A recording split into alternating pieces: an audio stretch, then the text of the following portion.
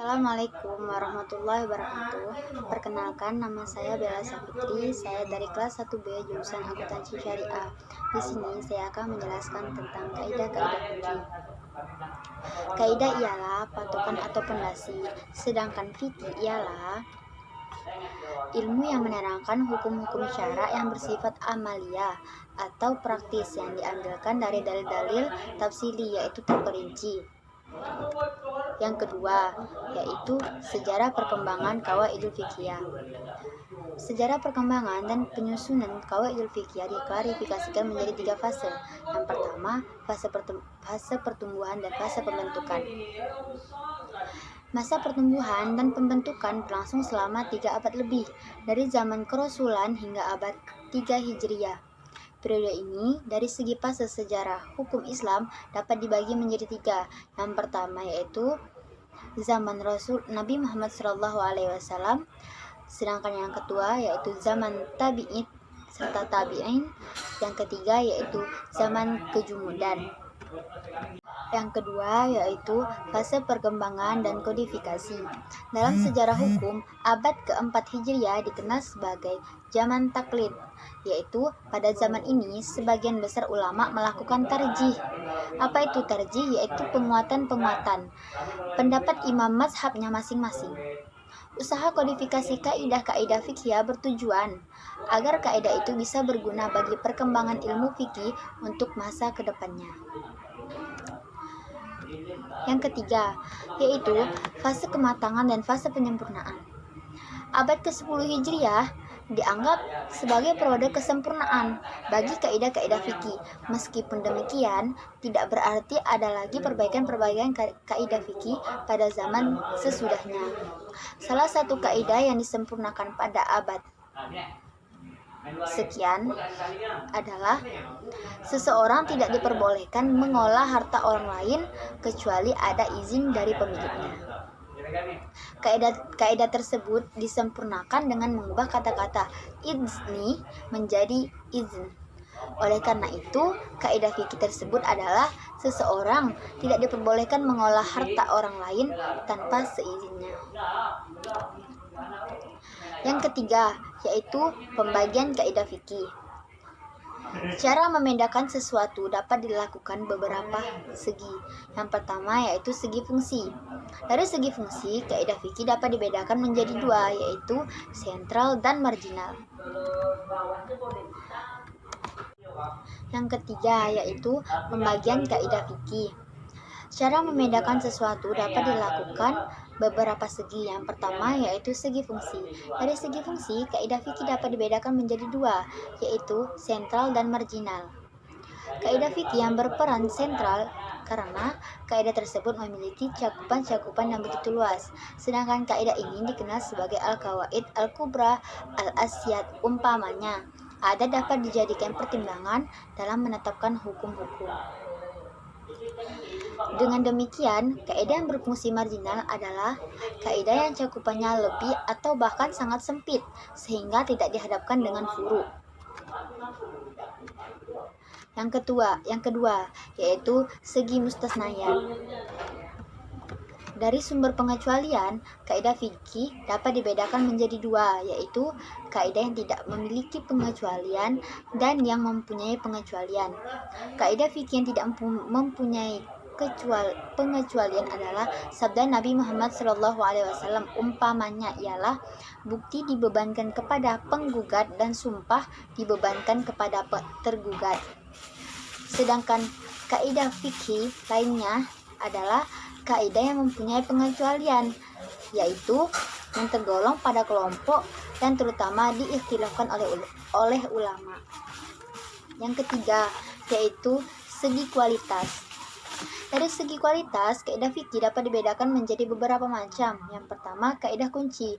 Kaidah kunci yang dimaksud adalah bahwa seluruh kaidah fikih pada dasarnya dapat dikembalikan kepada satu kaidah, yaitu menolak kerusakan atau kejelekan dan mendapatkan maslahat.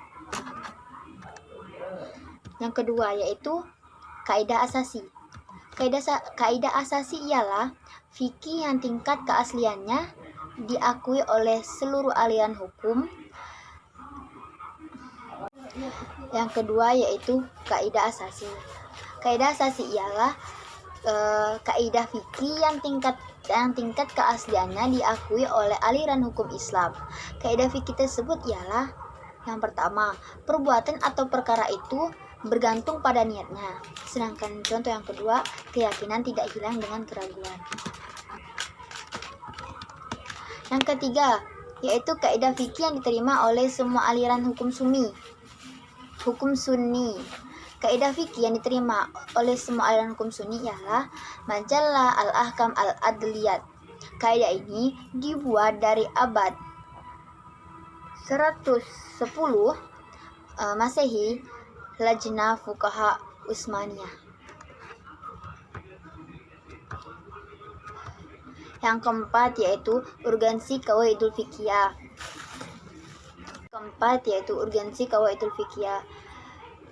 Kaidah fikih dikatakan penting dilihat dari dua sudut. Yang pertama dari sudut sumber dan yang kedua dari segi istinbat al-ahkam. Dari sudut sumber yaitu kaidah merupakan media bagi peminat fikih Islam untuk memahami dan menguasai maqasid al-syariat, karena dengan mendalami beberapa nas, ulama dapat menemukan persoalan esensial dalam satu persoalan. Yang kedua yaitu dari segi istinbat al-ahkam. Kaidah fikih mencakup beberapa persoalan yang sudah dan belum terjadi. Oleh karena itu, kaidah fikih dapat dijadikan sebagai salah satu alat dalam menyelesaikan persoalan yang terjadi dan yang belum ada. Yang kelima yaitu kedudukan qawaidul fiqhiyah. Kedudukan qawaidul fiqhiyah dibedakan menjadi dua. Yang pertama, kaidah fikih sebagai pelengkap, dan yang kedua yaitu qawaidul fikih sebagai dalil mandiri. Qawaidul fikih sebagai pelengkap ialah bahwa kaidah fikih digunakan sebagai dalil-dalil setelah menggunakan dalil-dalil pokok, yaitu Al-Qur'an dan Sunnah. Kaidah fikih yang dijadikan sebagai dalil pelengkap tidak ada ulama yang memperdebatkannya. Artinya, ulama sepakat tentang menjadikan kaidah fikih sebagai dalil pelengkap.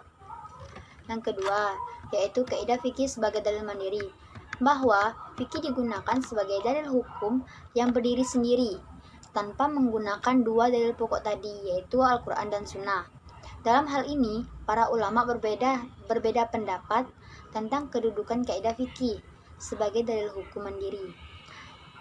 Imam Al-Haramain Al-Juwaini berpendapat bahwa kaidah fikih boleh dijadikan dalil mandiri. Yang keenam, yaitu sistematika qawaidul fiqhiyah. Pada umumnya, pembahasan qawaidul fiqhiyah berdasarkan pembagian kaidah-kaidah asasiyah dan kaidah-kaidah. Yang keenam yaitu sistematika qawaidul fiqhiyah. Pada umumnya, pembahasan qawaidul fiqhiyah berdasarkan pembagian kaidah-kaidah asasiyah dan kaidah-kaidah ghairu asasiyah. Kaidah-kaidah asasiyah ialah kaidah yang disepakati oleh imam mazhab tanpa diperselisihkan kekuatannya. Jumlah kaidah asasiyah ada 5 macam, yaitu yang pertama, segala macam tindakan tergantung pada tujuannya. Yang kedua, kemudaratan itu harus dihilangkan. Dan yang ketiga, kebiasaan itu dapat menjadi hukum. Yang keempat, yakni yakin itu tidak dapat dihilangkan dari dalam keraguan. Yang kelima, kesulitan itu dapat menarik kemudahan. Sedangkan fuqaha menambah dengan kaidah tiada pahala kecuali dengan niat. Sedangkan kaidah ghairu asasiyah adalah kaidah yang merupakan pelengkap dari kaidah-kaidah asasiyah walaupun keabsahannya masih tetap diakui. Yang ketujuh yaitu perbedaan kaidah usul dan kaidah fikih. Kaidah usul ialah cara menggali hukum syara yang praktis, sedangkan kaidah fikih ialah kumpulan-kumpulan hukum yang serupa yang kembali pada satu hukum yang sama. Kaidah-kaidah usul muncul sebelum furu atau cabang, sedangkan kaidah-kaidah fikih muncul setelah furu.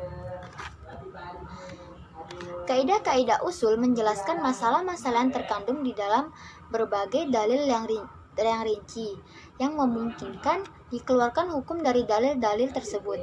Sedangkan kaidah fikih menjelaskan masalah fikih yang terhimpun di dalam kaidah. Yang kedelapan yaitu kaidah-kaidah yang asasi.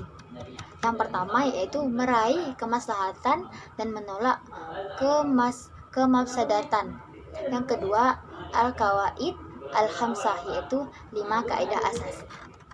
Kelima kaidah asasi tersebut sebagai berikut. Yang pertama, kaidah asasi pertama, segala perkara tergantung pada niatnya. Yang kaidah asasi kedua yaitu keyakinan tidak bisa dihilangkan dengan adanya keraguan. Kaidah asasi yang kelima, kesulitan mendatangkan kemudahan. Kaidah yang keempat yaitu kemudaratan harus dihilangkan. Dan yang kelima ialah adat kebiasaan dapat dijadikan sebagai hukum. Yang kesembilan yaitu kaidah-kaidah fikih yang umum. Kaidah-kaidah fikih yang umum terdiri dari 38 kaidah. Namun di sini kami hanya menjelaskan sebagiannya saja, yaitu ijtihad. Yang pertama ijtihad yang telah lalu tidak bisa dibatalkan oleh ijtihad yang baru. Yang kedua, apa yang haram diambil, apa pula haram yang diberikannya. Yang ketiga, apa yang tidak bisa dilaksanakan seluruhnya, jangan ditinggalkan seluruhnya. Yang keempat, petunjuk sesuatu pada unsur-unsur yang tersembunyi mempunyai kekuatan-kekuatan yang sebagai dalil. Yang kelima, barang siapa yang mempercepat sesuatu sebelum waktunya, maka menanggung akibat tidak mendapat sesuatu tersebut. Yang ke-10, bagian yang ke-10 ialah kaidah-kaidah fikih yang khusus. Banyak kaidah fikih yang ruang lingkup dan cakupannya lebih sempit dan isi kandungan lebih sedikit. Kaidah semacam ini hanya berlaku dalam cabang fikih tertentu. Yang pertama, kaidah fikih yang khusus di bidang ibadah mahdah. Yang kedua, kaidah fikih yang khusus di bidang al-ahwal al-syakhsiyah. Yang ketiga, kaidah fikih yang khusus di bidang muamalah dan transaksi.